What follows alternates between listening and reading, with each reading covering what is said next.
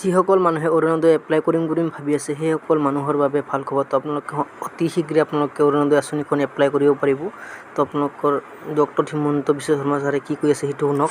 অৰুণোদয় 3.0 অৰ্থাৎ অৰুণোদয় আমি প্ৰথম আৰম্ভ কৰিছিলোঁ 19 লাখ হিতাধিকাৰীৰে। অৰুণোদয় 2.0 আমি সামৰি লৈছিলোঁ 27 লাখ হিতাধিকাৰী। এতিয়া অৰুণোদয় 3ত আমি সিদ্ধান্ত লৈছোঁ যে আৰু আমি প্ৰায় আপোনালোকে হিচাপ কৰিব লাগিব যে মই ফটক কৰি পূৰণ কৰি দিছোঁ। আমি আৰু 20 লাখ হিতাধিকাৰী এই আঁচনিৰ আমি অধীনলৈ আনিব খুজিছোঁ।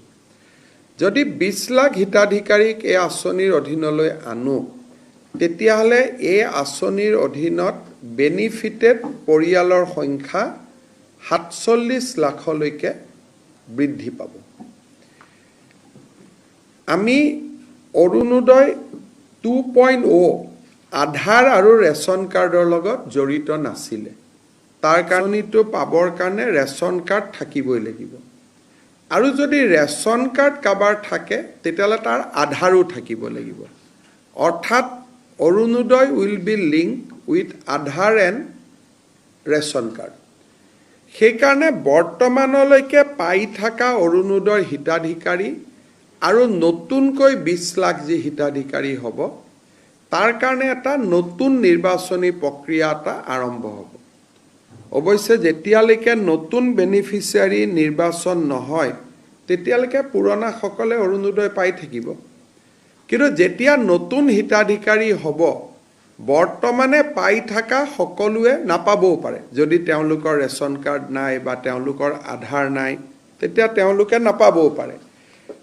অহা ছেপ্টেম্বৰ মাহৰ পৰা আমি অৰুণোদয় হিতাধিকাৰী 0.3ৰ কাৰণে অৰুণোদয় 0.3 এই হিতাধিকাৰী নিৰ্বাচনৰ প্ৰক্ৰিয়াটো আমি আৰম্ভ কৰিম। আৰু এই কামটো যাতে খুব সুষমভাৱে, কাৰণ অৰুণোদয় হিতাধিকাৰী প্ৰায় ডাবুল হৈ যাব, আজিতকৈ দুগুণ হৈ যাব। আজি 27 লাখ আছে, তেতিয়া প্ৰায় 47 লাখ হ'ব। ডাবুল নহ'ব, অকণমান ডাবুলতকৈ কম হ'ব।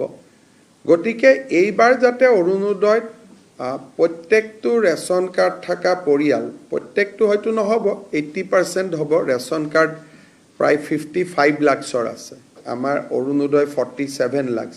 কিন্তু যিহেতু অৰুণোদয়ত ক্ৰাইটেৰিয়া আছে, 4খন গাড়ী থাকিলে নাপায়, মন্ত্ৰী MLA পৰিয়ালে নাপায়, পঞ্চায়তৰ পৰিয়ালে নাপায়, সেইকাৰণে আমি ভাবিছোঁ যে 47 lakh will be a sufficient number যোগ্যজনক দিবৰ কাৰণে।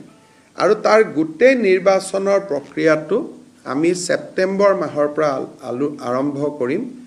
তাৰ বিষয়েও জিলা উপায়ুক্তসকলৰ লগত পুংখানুপুংখভাৱে আমি আলোচনা কৰিম।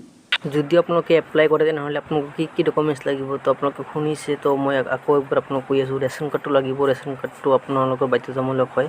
আৰু আপোনালোকৰ লাগিব আধাৰ কাৰ্ড থাকিবই লাগিব। আৰু আপোনালোকৰ বেংকৰ লগতো লিংক থাকিব লাগিব, নহ'লে আপোনালোকে এপ্লাই কৰি কোনো লাভ নাই।